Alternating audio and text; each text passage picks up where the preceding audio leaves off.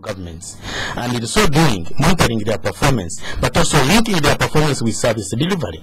So we assess them periodically, and this project started last year. We assessed 10 districts, and we expanded this time to 20. And the intention now, of course, and you know what we are using, the scorecard that we developed, which is a tool of assessment, is developed around the, of course, the legal framework, the Constitution and the Local Government Act, and we find that this tool of assessment actually also delivers civic education, delivers knowledge first to the local councils, some of whom we found did not understand their responsibilities, their roles and responsibilities and their duties. But two, we assess them, and we assess actually the local government council, the chairman, the speaker, and the councillors, and then we link their performance with service delivery at the grassroots. And part of our research methodology was use of focus group discussions. Now the focus group discussion enlists a lot of knowledge. You find you assess the state of knowledge of civic rights, civic duties and obligations of the citizens, and of course discuss with them. In the process you empower them. And then we thought that actually if we empowered the population there, then they will be able to demand from their councillors, their leaders, good services, quota, good roles, and so forth and so forth. But at the same time, by assessing local governments and bringing them together and sharing wisdom, you'll be able to build the capacity of these local governments also to exact upward accountability to the center. Right. So that is the whole basis, of this scorecard initiative. All right, Lillian, thank you very much, Dr. Arthur. Lillian, can you tell us some of the other findings that you discussed, you came upon across?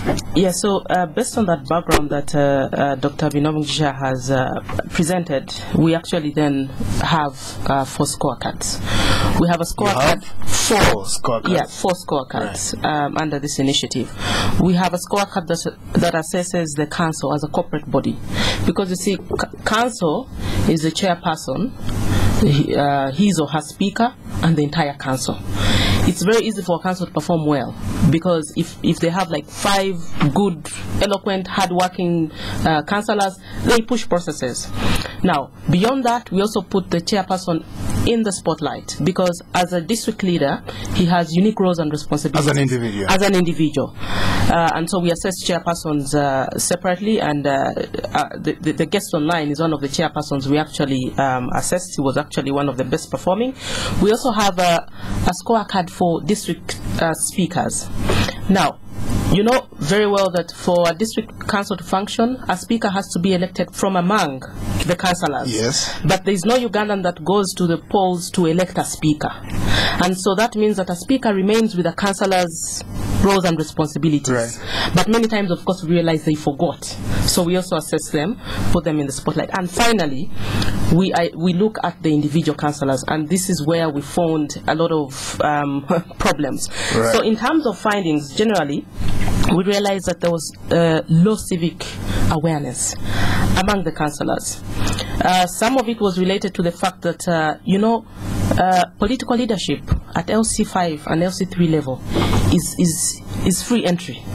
If you want to contest, you stand, you campaign, and if people elect you, whether you know English, you can campaign in any language. You can campaign, and then you're elected. Now, and then you stop with the swearing. Yes, we saw some pictures of swearing, Solomon. Yeah, so we realized that although this civic awareness was low even among the citizens, it was also among a councillor, because as you asked them what they were, some of them almost fainted at the microphone. Yes, because they were overwhelmed. It was too much for them. They didn't even understand. But you see, we're actually speaking about an assessment of 2009-2010. This is towards the end of the last term of office. So expect that after 4 or 5 years, someone knows what they're supposed to do, and they still do not know what they're supposed to do. We have statistics here to show you that 21% of the councillors that we assessed in the 10 districts had stopped in P7. Oh, yes, go on. All over. We also have 7% that had only gone up to S4. Yes. We actually also have those ones who refuse to share with us their education background. But you know, Edmund, it's a private family matter. No, but you know, you'd not find it hard to share your education background if you had a master's or if you had a PhD. Yeah, so at the end of the day, that showed us that these guys are faced with challenges, with strategic challenges to deal with that they don't understand. Now, what is the role of a councillor? Councillors are supposed to plan for us as citizens of a district. In doing that, they are supposed to monitor. Now, a councillor is given a technical document to review and read, and that councillor stopped in P6 or whichever class. How much do you expect them to do? So they are challenged technically. In fact, what you see in council, many local government councillors kept sharing that experience of, for us, the technical people leave us out, and they call it the eyes on, hands off. You look and you see, you don't touch. And yet they have the power to monitor, but because when they go to monitor, they cannot even write a report. And the report could be as simple as just jotting down, I went to this school, I found there was, there was no teacher, we need someone to follow up, but because they can't write, then it is impossible to follow up. That was one. The second, we realized that the performance of district chairpersons depended so much on their relationship with the cow. The CEO. I don't know if you know that what we see in Kampala is actually replicated in many other districts. What is that? The ED and the mayor? What? Yes, of course here it's the ED. You see, what you see as, or you hear as the ED is actually what a cow is at the local government level, where cows and chairpersons do not see eye to eye. Okay. Yeah, because at the end of the day, if they don't, they fail to. Things cannot move. Yeah, they spend a lot of time just fighting each other, and so creating more hit and right. At the end of the day, people lose out. Right. The third thing we found is that many times district speakers concentrated more on their speakership role and did not represent their constituents, because it's not even true that councillors are not supposed to monitor. They're supposed to also monitor because they were elected as a councillor. But then they get excited with what comes with an office, and then they forget. And finally, we also realized that overall, unfortunately, women performed better. No, poorer. Worse than their performance was poorer. There could be reasons to explain that, because I don't know if you know that for every two sub counties, they expect only one woman councillor. So you see a woman councillor having a lot more in terms of constituencies to represent. But you see, at the end of the day, in terms of political accountability, we're asking them, who took you there? You cannot go there, stand and campaign in two sub-counties, then when you get there, you start complaining that the workload is too much. Okay. And how many more districts should we have before things can stabilize? Edmund, one of the findings that came out of this report is that the rate at which districts are actually increasing, if not well thought through, is becoming a problem. So we should stop creating new districts? Yes, of course we make a recommendation at the end of the report. Yes. But let me use Mukono as a typical example, that because it was part of our sample. You see, Mukono in 2009, that is financial year 2009, it lost Buikwe. Yes. And a new district was formed. It could be welcomed by anyone who thinks that services will be brought closer to them. I actually come from Buikwe, so I would also like a new district. But then in 2010, the same district, Mukono, lost Buvuma. Yes. Now the islands. To create Buvuma district. Right. Now look at what is left of Mukono in terms of local revenue.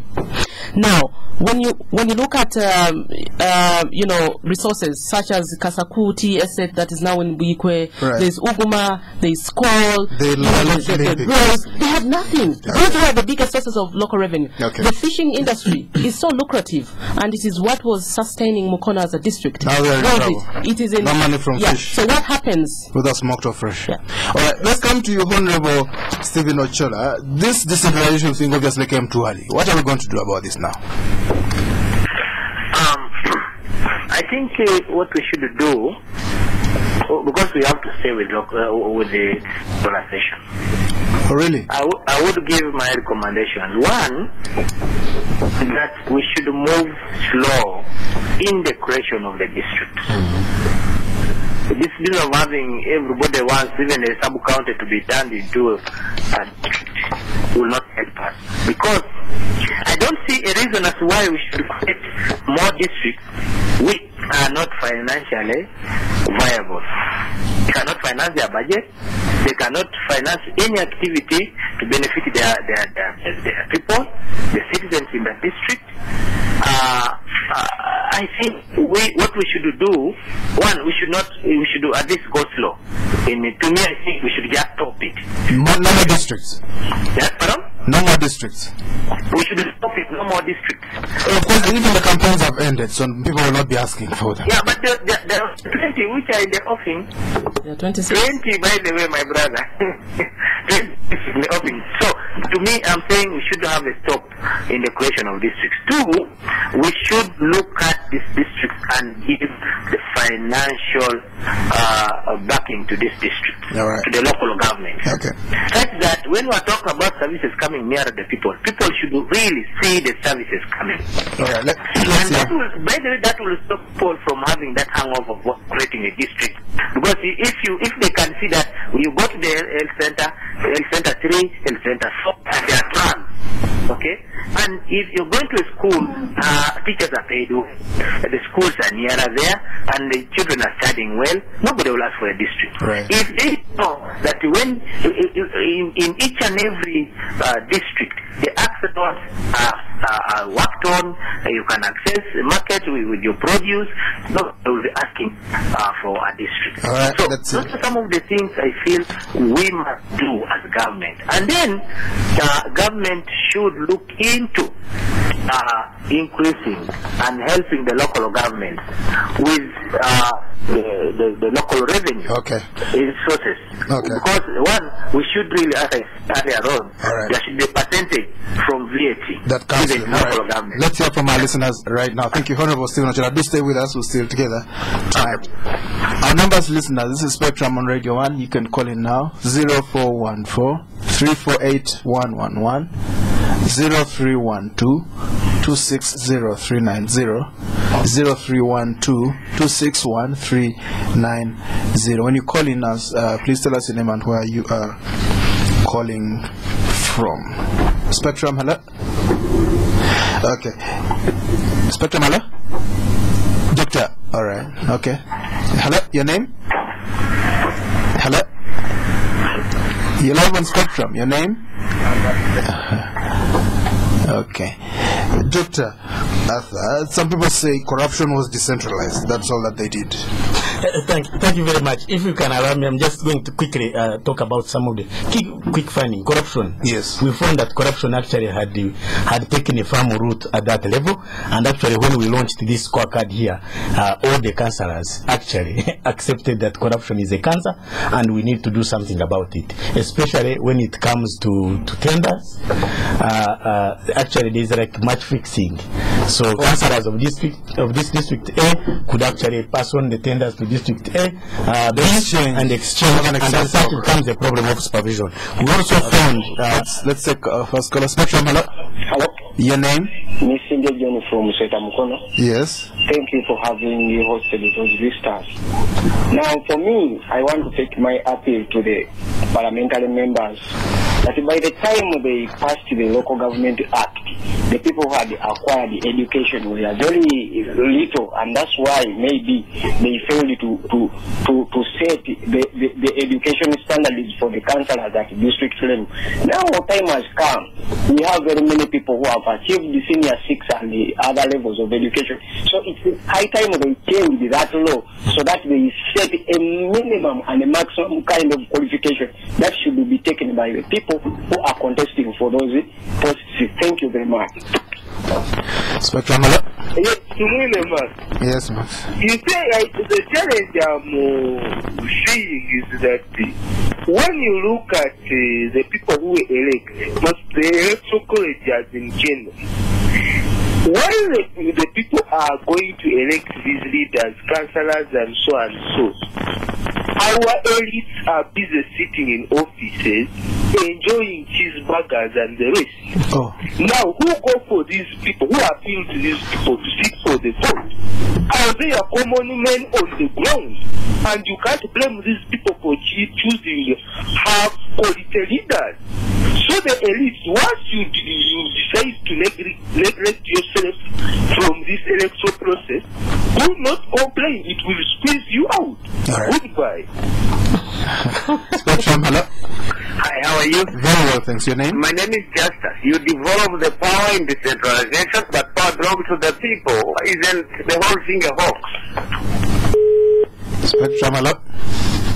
Okay, let's get back to the studio right now. Dr. Arthur. Yes, I was actually let's take one final caller. Your name? Stephen. Your name, sir? I'm John Stephen. John, yes. Now, Hon Stephen Ochola was talking about re-centralization. Well, I think the issue of putting the powers under central government is really a well-designed decision. There is what we call secondment management. You need to take people to be seconded to do things for some other organizations, and they will perform their work very well. So I don't buy the idea that that is re-centralization. Those people can perform very well. Right. And to be assessed, it is right that they are assessed by the people who are seeing their work within there. Even though they don't pay them. Therefore, even though they don't pay them. It is therefore better for the head of the district to evaluate the person. All right. Thank you. All right, John Stephen. Yes, the other finding I think that's imperative is about the electorate. The electorate, we found that the electorate had determined the roles of councillors actually away from what is actually prescribed in the local government. What did they decide? For instance, the rules, a councillor must marry. Yes. A councillor must attend every wedding meeting. Right. A councillor must pay school fees, and that's not their rules. And people actually, because of that, they fear to meet the electorate. They hide. They told us that's why they hide from the electorate, and that's why they don't go down until voting until voting day. The other one was, of course, extreme poverty. I think among the councillors, poor remuneration. Some of them without any money, and as such, how much do they get? It depends on the council. Yes. Councils that are rich, like KCC, before it became an authority, yes, councillors would have a sitting and they'll earn up to like 300,000 per sitting. Yeah, first of all, according to the Local Government Act, every council should sit at least once every 2 months. That is 6 times as a minimum per year. But you see, there are local councils like the one we found in Nakapiripirit, where every time the council sat, they got 20,000. Oh. Because that's all they had. And they meet once in 3 months. And for them, they would meet once in. So annual income is 80,000. So that is that is affecting the performance of councillors and of course democrats at that level, because they are supposed to monitor and supervise the technical people. They cannot do that. They are supposed to legislate as provided for in the local government. So that's the remuneration. These people went to school, you won't even see them. You won't see them. Stay somewhere else. Yeah, that's why the local councils also may not attract graduates at that level. But and because of that, that's why I want to also associate myself with the following one. You know, they are complaining that the MPs are paid so much, yes, and they do less. Yes. And I think there is a need to look into the remuneration of councillors at that level. But to amend the Local Government Act, sincerely set also the qualifications. And the member has just proposed, if at least senior 6, just like an MP. Just like an MP, that will do. So in terms of recommendations, and I'm now recommending, I think there's a need for a moratorium on the creation of no more districts. No more districts, but even merging some of those that are in old ones. They should reverse that a little. Yes, they could actually merge some of them that are becoming. What is the best number? 60, 50, what? 39, 38? At one time we had only 38. Lillian, I think. What is the ideal number if you have to do the chart? Well, we haven't really gone into the details of studying the ideal number, but we know that we started getting problems of viability and lack of financial support when we went beyond 70. So 60 is a good number. Well, yeah, but of course we know that politically the reversal is almost impossible. So the best thing is really. There is a need for a study. Let's talk about the regional tier system. Maybe that could solve problems. I think the regional tier system could solve the problem, but also, of course, the whole rationale and the whole criteria of creating districts needs to be revisited, because the government is saying the people demand and the government supplies, but there is a need for a rationale. The president used to say, "Who am I?" Lillian, talk to us. the regional tier system? Well, of course, at the end of the day, usually when people are faced with very many challenges like the ones we are seeing in local government, they are forced to think of options, and that is one of them, very honestly, because there are districts that need the support of others. When a district is broken into 2 or 3 or 4, it becomes the mother district. The mother district is even supposed to give human resource support in the first couple of months. Right, giving staff. Yeah, giving staff. Mukono for me again becomes a perfect example. Yes. So you realize that for a couple of months, You have to send people to actually Mukono is in trouble. That's my district, but it is in trouble because it is the only one district that even failed to sit to have the minimum of 6 meetings. They only had 4 in the whole year. In the whole year, there's no money. Because they have no money. So you realize that if there is another level where these districts then come together and plan strategically, they could solve some of these problems. But Edmund, let me just comment about the regional we're talking about. Yes. You see, the reason why people are asking for districts is basically they are demanding quality services to them. And so what the government should respond, of course, is to deliver quality goods and services. And forget about the not creating the districts. And when you create the districts, actually, you create jobs, but those are non-productive jobs. You just increase the public service expenditure. Honorable Ochola, we've lost him. Continue. Yeah, you just increase the public service expenditure, and of course create jobs of non-productive people. Because I think that also brings us to the whole question of where we should spend the money. We need to spend the money in the sectors that actually produce, create wealth and produce more wealth for this country, rather than actually creating jobs for people who sit and read newspapers. Lillian, talk to us about the councils that performed best. During this assessment, the best council was the council of Gulu district, local government. That council that time was headed by Honorable Mr. Norbert Mao, who is now the president of the DP. The second was Luero. At that time, it was headed by one Ronald Ndaula. I think he was an independent. Right. Interesting thing is that they all didn't return. Oh, the best ones went away. Yes. The third was headed, I forget the name of the chairperson, but I know that he's Amuria. He was a UPC. He is a UPC. Did he come back? He also did not come back. So the people gone. Yeah, because at the end of the day, we realize that our citizens have not really related the need for political leadership with performance. If you don't show up for the burial, point fingers and say, yeah. And then number 4 was Mayor Sebagala. I hope you remember that last year. The one became minister for portfolio. Talk to us about. I don't know his head. I'm not sure what exactly happened. He's supposed to become a minister of some description. I'm not sure what's happening because I don't work in the president's office, Edmind. But all I know is that he's not yet a minister. But he also dropped. What is the scorecard? What are you looking for? Well, when you look at the council scorecard, we are looking at the legislative role. Did we see any ordinances, being passed by the council? Did they function using their rules of procedure? And did they discuss, issues that pertain to what local citizens, for example, in Kampala would want? We also looked at accountability to citizens. If you get money, do we know how much is coming? Is it publicly, displayed? And do citizens have access to those details? We also looked at planning and budgeting, if the documents are in place, and finally, how much monitoring was done. Then number 5 was the Council of Mpiji. Yes. He also did not return.